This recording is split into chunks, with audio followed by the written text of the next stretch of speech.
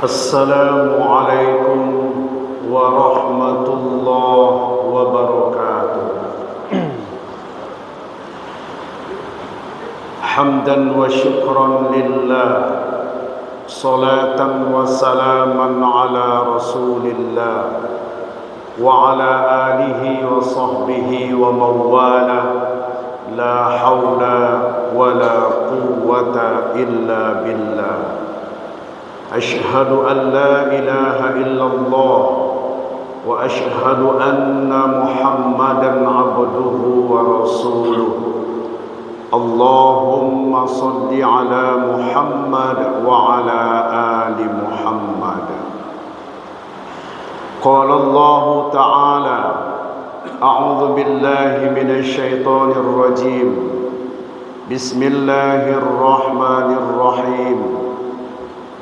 Inna Ibrahim kana ummatan qanitan lillahi hanifa wa lam yaku minal musyrikin syakiran li an'umihi ijtabahu wa hadahu ila siratim mustaqim.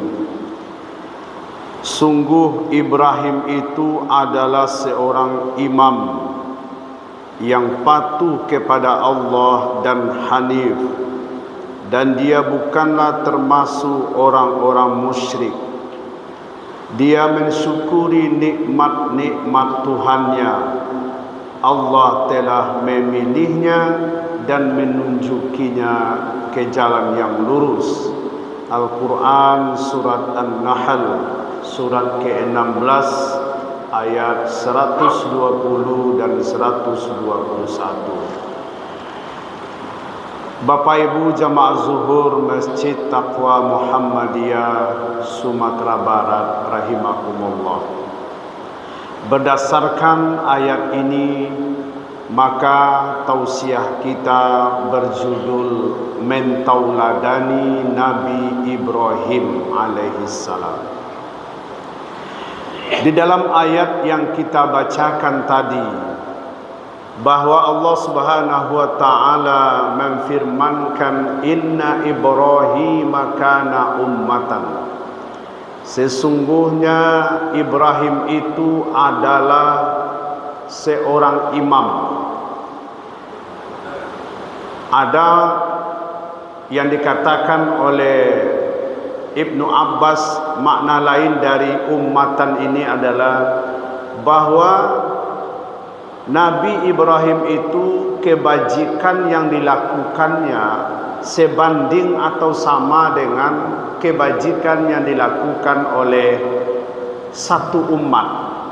Satu Nabi Ibrahim dan satu umat manusia yang lain, satu berbanding banyak orang.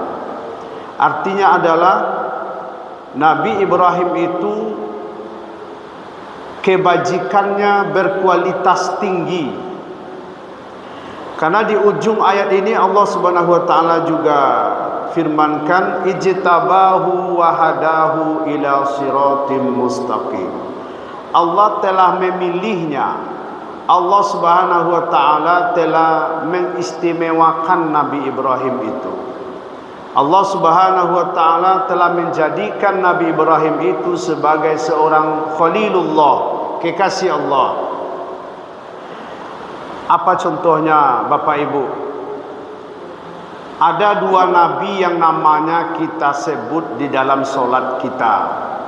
Pertama Nabi Muhammad, kedua Nabi Ibrahim. Pada saat membaca tahiyat, Allahumma salli ala Muhammad wa ala ali Muhammad kama sallaita ala Ibrahim, disebutkan nama Nabi Ibrahim. Artinya adalah Allah Subhanahu wa taala mengistimewakan Nabi Ibrahim. Pertanyaannya adalah kenapa Nabi Ibrahim ini diistimewakan, dipilih oleh Allah Subhanahu wa taala? Apa yang dilakukannya? Maka dalam ayat 120 ini Allah jelaskan, pertama qanital lillah. Nabi Ibrahim itu betul-betul tunduk kepada Allah Subhanahu wa taala. sebenar-benarnya patuh tanpa komentar segala apa yang diperintahkan oleh Allah kepada Nabi Ibrahim. Sami'na wa ata'na. Tidak banyak tanya, Pak. Ketika disuruh siap. Kalau orang kan ketika disuruh, misalkan awak anak buah orang disuruh, pai ke situ, jawab pai, baku kasinan lo pai, bara dape transportnya, ditanya. Kalau Nabi Ibrahim tanpa tanya, ketika dia disuruh oleh Allah, diperintahkan oleh Allah untuk meninggalkan anaknya di lembah yang tandus bersama istrinya, dilaksanakannya tanpa banyak tanya. Kan bisa juga ditanya, kenapa ditinggalkan anak dan istri saya di lembah yang tandus tanpa makanan, tanpa minuman, nanti bagaimana keadaannya? Tidak banyak tanya Nabi Ibrahim, dilaksanakan langsung. Apalagi contohnya ketaatan, kepatuhan, ketundukan Nabi Ibrahim. Diperintahkan menyembelih anaknya, siap, dilaksanakan tanpa banyak tanya, tidak ragu-ragu sedikit pun. Padahal perintah Allah itu melalui mimpi Nabi Ibrahim alaihissalam, dilaksanakan oleh Nabi Ibrahim. Kalau secara logika sehat, tidak mungkin dan tidak masuk akal anak yang dinanti-nanti kehadirannya hampir berumur beliau 100 tahun, lalu anak ini disuruh sembelih oleh Allah. Kalau kita hari ini tentu banyak tanya, banyak pertimbangan, tapi Nabi Ibrahim tidak ada pertimbangan. Itu makanya Nabi Ibrahim ini betul-betul diistimewakan oleh Allah. Sabana-bana patuh. Hari ini Bapak Ibu, kita diperintahkan oleh Allah solat kita.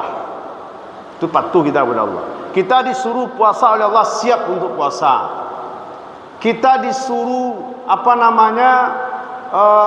bersedekah, siap untuk bersedekah. Tapi pikir-pikir juga bersedekahnya. Disuruh berkurban oleh Allah Subhanahu wa taala 2.500.000. Oh banyak mana? Masih pertimbangan-pertimbangan. Kalau Nabi Ibrahim tidak ada, anaknya disuruh sembelih, disembelih. Saat ini Allah Subhanahu wa taala memerintahkan kita untuk menyembelih rekening kita, untuk memotong simpanan kita, untuk memotong gaji dan penghasilan kita, untuk berkurban. Masih banyakkah pertimbangan kita? Lalu bagaimana Allah Subhanahu wa taala akan mengistimewakan kita? Bagaimana mungkin Allah Subhanahu wa taala memuliakan kita sementara kita disuruh fasholli li rabbika wanhar? Maka dirikanlah solat karena Tuhanmu dan berkorbanlah.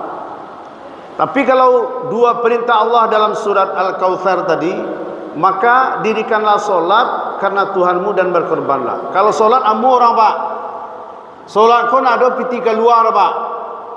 Tapi ketika wanhar, oh kok piti keluar kok? 2.500.000, 2 juta lebih. Aku tunggu dulu. Awak nak mampu doh. Anak kuliah, utang banyak, harus bayar ini, harus bayar itu, banyak pertimbangannya.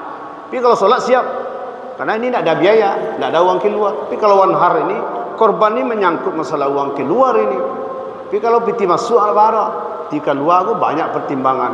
Kalau kita betul-betul tunduk dan patuh kepada Allah dan ingin diistimewakan oleh Allah, jangan banyak pertimbangan untuk melaksanakan perintah Allah. Jangan ragu-ragu. Sama dengan begini Bapak Ibu. Misalkan Bapak Ibu di kantor punya anak buah. Kalau ada anak buah yang pertama disuruh, langsung nyo kerajon sekali. Anak buah yang kedua disuruh, ragu-ragunya banyak pertimbangannya. Pasti kita mengistimewakan anak buah yang patuh ini tanpa pertimbangan. Punya loyalitas tinggi kata orang. Kalau kita sebagai karyawan, sebagai anak buah, sebagai anggota orang, kalau ingin dapat perhatian khusus dari bos, patuh saja. Yang banyak lo tanya oleh. Begitu juga kalau ingin mendapatkan keistimewaan dari Allah Subhanahu wa taala, jangan banyak pertimbangan. Laksanakan perintah Allah.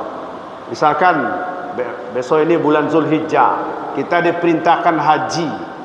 Kalau tadi solat siap, puasa siap, tahajud siap, duha siap, puasa Senin Kamis siap. Haji, alunya mendaftar sampai gini lah. Adonya nanya pikiran lah. Awak lomba menantu lah, anak masih kuliah, segala macamnya. Sampai kini alun juga mendaftar untuk melaksanakan ibadah haji, masih pertimbangan. Padahal sudah ada biaya.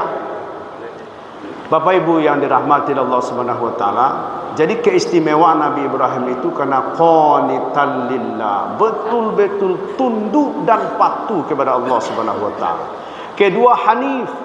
Hanif ini adalah berjalan di relnya, cenderung kepada kebenaran dan mati demi kebenaran. Rela dibakar Pak Ibu.